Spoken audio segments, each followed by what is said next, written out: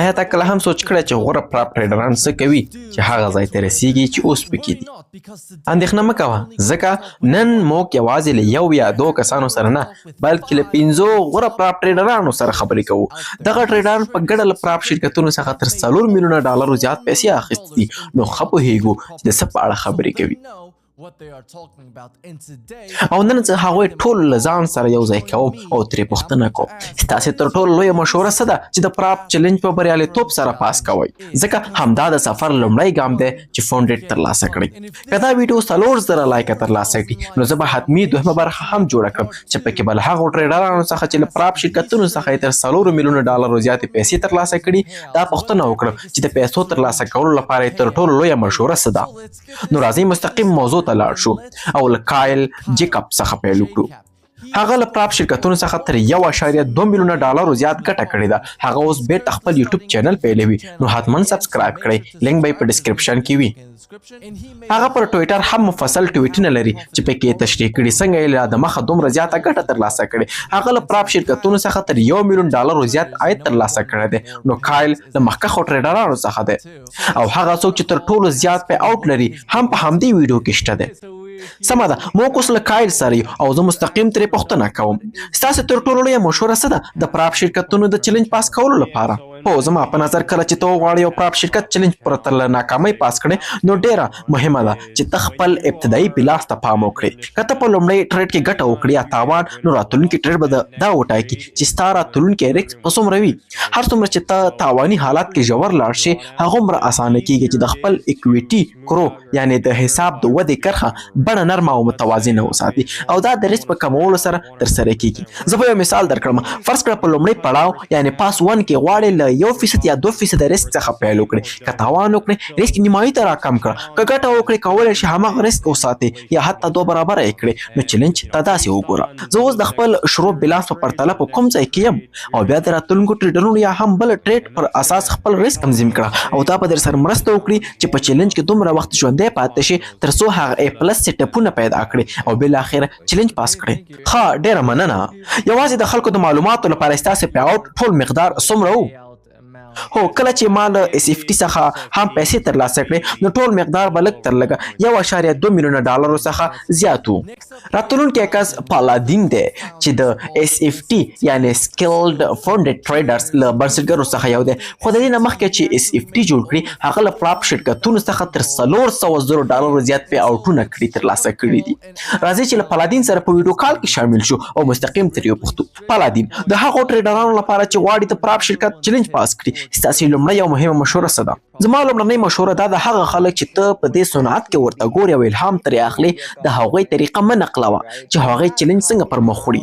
دا چې ته چلنج څنګه پر مخ وړې دا ټول ستا په شخصي شرایطو پورې اړه لري. هغه کسان چې ته ورته ګورې ښایي ډېر تمویل شوي حسابونه یعنې فونډز اکاونټس ولري نو هغوی کولی شي چې په چلنج کې 2% یا 3% ریسک وکړي. خو ته ممکن داسې حالات کې نه یې. مثلا ته کیدای شي د چلنج د اخیستلو لپاره خپل ټول میاشتنی معاش مصرف کړی وي. نو د همدې لپاره باید ډېر محتاط اوسئ. ښایي یوازې 1% یا حتی 5% 0.5% ریسک وکاروئ داسې اندازه چې تا احساساتي نه کړي. نو زما تر ټولو مهمه مشوره دا ده کله چې د پراپ شرکت چلنج ته ننوځې پورته خلکو ته مه ګوره بلکې خپل حالات خپل مالي وضع او خپل شرایط ته وګوره او بیا پرېکړه وکړه چې دا چلنج څنګه پر مخ یوسي. ها دا ډېر ښه ټکی دی. خو نو د پیسو مدیریت هم د پراپ شرکتونو د نو هم بهر واقعا ډېر مهم دی. دا واقعا ډېره ښه مشوره ده. هیلیان تر اوسه پورې د ټول ټال پیاوټونه څومره اخیستي دي؟ وروستي ځل چې ما ولیدل 13 میاشت وه چې لږ تر لږه له 400,000 ډالرو زیات و. خو یوازې په 2024 کال څخه ما تر اوسه شاوخوا 15,000 ډالر ایستلي دي او لا هم یوازې 4 اونۍ تېرې شوي دي. ډېر ښه دا ته EOR سره و. ښه راتلونکی کس اندریو NFX دی. اندریو دا مهال تر مدیریت لاندې شاوخوا 6 میلیونه ډالر شتمني لري او په اصل کې له ډېرو پراپ شرکتونو څخه بند شوی دی. اوس به تاسې له ځانه وپوښتئ ولې بند شوی دی؟ ځکه چې هغه زما په څېر ورته ستراتیژي کاروي. هغه د 4% ریسک په اخیستلو سره هڅه کوي چې چلنج یوازې په یوه یا زیات نه زیاتو په 2 ټریډرونو کې پاس کړي او که نه حساب له منځه ځي. خو هغه دا کار په ډېره لویه کچه ترسره کوي. همدا وجه ده چې اوس تر مدیریت لاندې شپږ میلیون ډالر شتمني لري او همدا لامل دی چې نږدې یا شاید لا تمخه له پراپ شرکتونو څخه تر 1 میلیون ډالر پورې پی اوټونه ترلاسه کړي وي.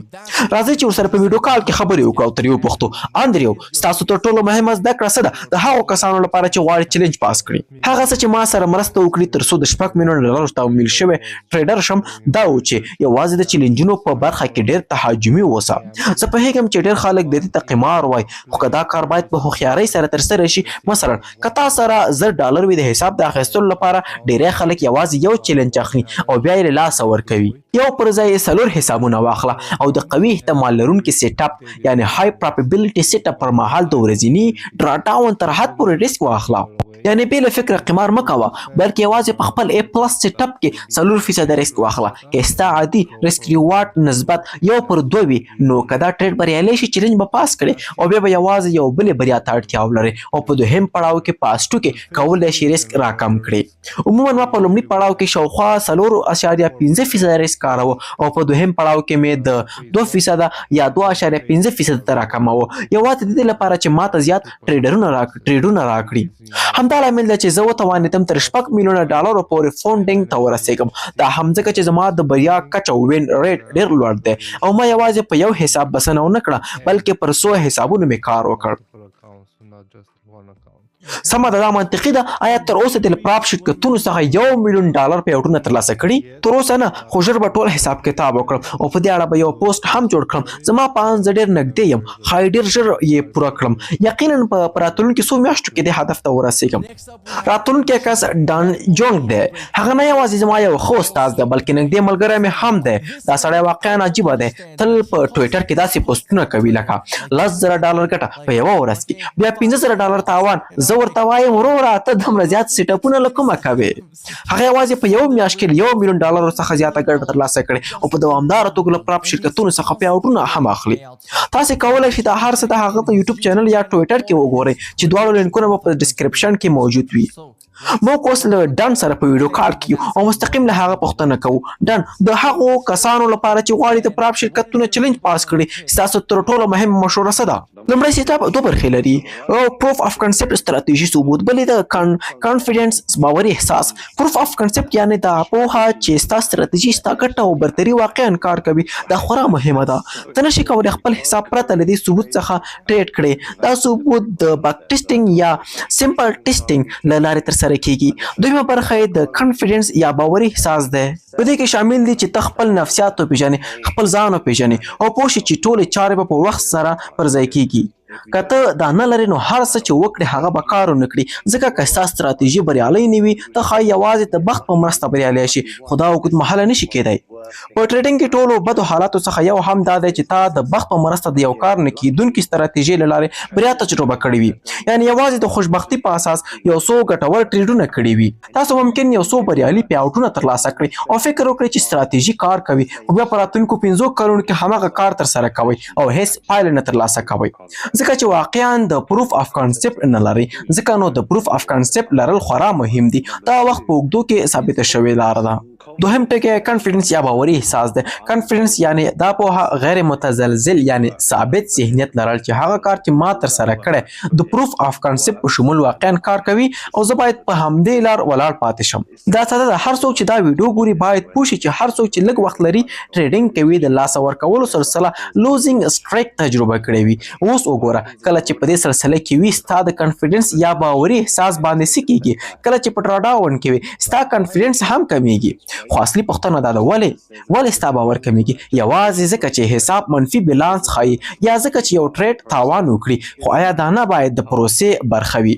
آیا واقعا د پروف اف کانسپټ برخه نه ده؟ تا خپل سمپل ټیسټینګ هم کړی او پوه شوې.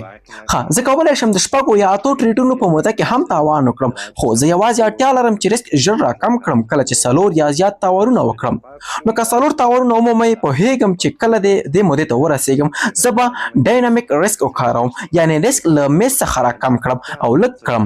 په دې توګه که زه لا هم ډرا ډاون ته لاړ شم زیان به حد اکثر کم کړم. بیا کله چې ته بیرته بریک ایون ته ورسېږي زه کولی شم ریسک بیرته اضافه کړم او ټریډ اندازه یعنی پوزیشن سایز تنظیم کړم. نو دا خورا مهمه ده چې دا دوه شیان ولري. لومړی پروف اف کانسپټ پوهه چې ستا ستراتیژي په وخت سره واقعا کار کوي، ستا کامیابي او ناکامي ثابتوي، ته ټیم لري، خلک شته، ستراتیژي ته وده ورکوي او د هغې ثبوت ویني. دوهم کانفیډنس، باوري احساس لرل چې ته به بریالی شې او بریا به ترلاسه کړې. دا واقعا زبردسته ده. یوازې د هغو کسانو لپاره چې ویډیو ګوري څو پیاوټونه دې ترلاسه کړي دي. تر اوسه مې احتمالا شاوخوا $250,000 پیاوټونه ترلاسه کړي او اوس په ټول ټریډینګ کې مسلکي مې شاوخوا $240,000 څخه تر $250,000 ترلاسه کړي دي. یعنې سږ کال به مې ټولې رښتینې ګټې له بازارونو څخه تر $1,000,000 پورې ورسیږي او سږ کال به هڅه وکړم چې یوازې له پراپ شرکتونو څخه $500,000 پیاوټونه ترلاسه کړم. واقعا زبردسته ده. او په پای کې موږ سره لومړی نمبر د پراپ شرکتونو تر ټولو لوړ پیاوټونه لرونکی ټریډر دی. هغه په اصل کې له ډېرو شرکتونو څخه بند شوی ځکه هغه څه کوي چې د شرکتونو لپاره ډېر زیات خطرناک دي او هغه له پراپ شرکتونو څخه تر $2,000,000 پورې ګټه ترلاسه کړې. او هو موږ دلته یوازې د پیاوټونو په اړه خبرې کوو. پاسکوالي د ټولو پراپ شرکتونو په برخه کې تر ټولو لوړ پیاوټونه لري. راځئ چې ترې وپوښتو ستا تر ټولو مهمه مشوره څه ده د هغو ټریډرانو لپاره چې غواړي د پراپ شرکتونو چیلنجونه پاس کړي. همدا اوس موږ له پاسکوالي سره یو هغه چې د پراپ شرکتونو لارې تر $2,000,000 زیات پیاوټونه ترلاسه کړي دي. هو لږ تر لږه $2,000,000 یا حتی څه کم څه زیات. دا واقعا حیرانونکې لاسته راوړنه ده. نو پاسکوالي ستا تر ټولو مهمه مشوره څه ده د هغو ټریډرانو لپاره چې غواړي د پراپ شرکتونو چیلنج پاس کړي؟ آیا واقعا پوهیږئ چې څه روان دي؟ د قواعدو په اړه پوهیږئ؟ آیا د ټریډینګ سټایل په اړه پیژنئ؟ آیا پوهیږئ چې د دې چیلنج پاس کولو لپاره څه ته اړتیا ده؟ ته اړتیا نه لرئ چې یو ډېر پیچلي ستراتیژي یا ټریډینګ پلان ولرئ ځکه هر څه کار کولی شي. که ته یوازې تخنیکي تحلیل وکاروې هم کار کوي، که ته په اختیاري ډول زده ټریډ کوي هم کار کوي. په ټریډینګ کې څه ممکن دي زما په نظر ډېری ټریډران صبر نه لري. هغوی غواړي چې چیلنج یوازې په 1 یا 2 ورځو کې پاس کړي چې ممکنه ده خو دا د بریا لپاره سمه لار نه ده. ته باید درک کړې چې ټریډینګ یوازې د ګټلو یوه لنډه مهاله لار نه ده، دا د یوې مسلکي لار په څیر ده. ته باید داسې وګورې لکه چې ته دا د راتلونکي 2 3 یا 5 کلونو لپاره کار کوي، نه لکه د ژر شتمنۍ ترلاسه کولو هڅه. ځکه چې دا ډول طریقې ډېری وخت کار نه کوي. صبر ډېر مهم دی. هر څه ورو ورو ترسره کړه. که دا 10 ورځې 2 میاشتې یا نیم کال وخت ونیسي هیڅ خبره نه کوي ځکه په پای کې به یو فونډډ اکاونټ ولري او رښتینې پیسې به ولري. دا واقعا یو لوی فرصت دی ځکه ډېری خلک غواړي چیلنج ژر پاس کړي او همدا لامل دی چې ډېری وخت تېروتنه کوي. ډېری خلک د لیوریج څخه زیات کار اخلي او ډېر لوی پوزیشنونه خلاصوي لکه د 20 څخه یا 13 لاټو پورې ټریډرونه او هڅه کوي چې یوازې په یو ټریډ کې چیلنج پاس کړي. خو امکانات څه دي؟ په دې کاروبار کې هیڅ لنډه لار نشته دی. دا هم د دې لپاره مهمه ده چې پلان ولرئ، پیسې یا ټریډ بې له فکره مه اچوه او یوازې د خوشبختۍ هیله یې مه ترسره کوه. زه خوښ یم چې یو ګام شاته واخلم ځکه دا هم د ذهني لوبې لپاره مرسته کوي. دا د ټریډینګ یوه لویه برخه ده. ذهني ثبات وساته او د بېلابېلو ټایم فریمونو چارټونه وکاروه. 1 ساعته، 4 ساعته، ورځنی. د دې چارټونو په کارولو سره قیمت حرکتونه ډېر ورو وي او ته خپل ځان لپاره وخت لرې. زه فکر کوم دا یوه ښه طریقه ده ورو ورو ټریډ کول.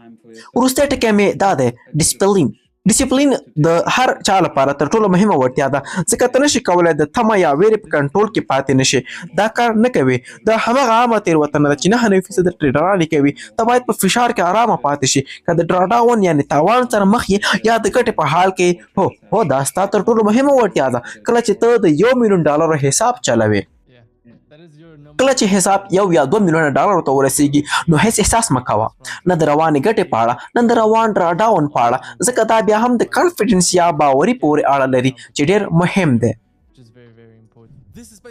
دا ویډیو په رښتیا د معلوماتو ډکه ده او مه هېروئ که دا ویډیو 4,000 لایکونه ترلاسه کړي زه به حتمي دویمه برخه هم جوړه کړم چې پکې به له هغو ټریډرانو بیا پوښتنه وکړم چې له پراپ شرکتونو څخه یې له 4,000 میلیونه ډالرو څخه زیات پیاوټونه ترلاسه کړي او د هغې تر ټولو مهم مشوره به معلومه کړو چې څنګه پیاوټ ترلاسه کوي. هیله لرو چې تاسو خوند ترې واخیست او حتمي خپل نظر په کمنټ کې پرېږدئ. هیله لرم چې تاسو له دې ویډیو خوند واخیست او راتلونکې اونۍ به بیا ووینو. ښه وخت.